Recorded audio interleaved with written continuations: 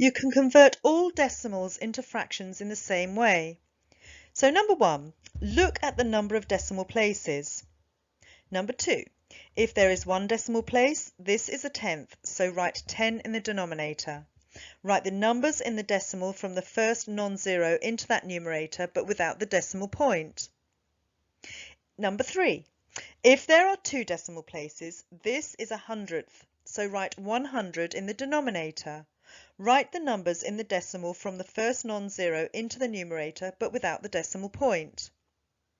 Number 4, if there are 3 decimal places, this is a thousandth, so write 1,000 in the denominator. Write the numbers in the decimal from the first non-zero into the numerator, but without the decimal point. And number 5, if there are 4 decimal places, this is 10 thousandths, so write 10,000 in the denominator. Write the numbers in the decimal from the first non-zero into the numerator, but without the decimal point.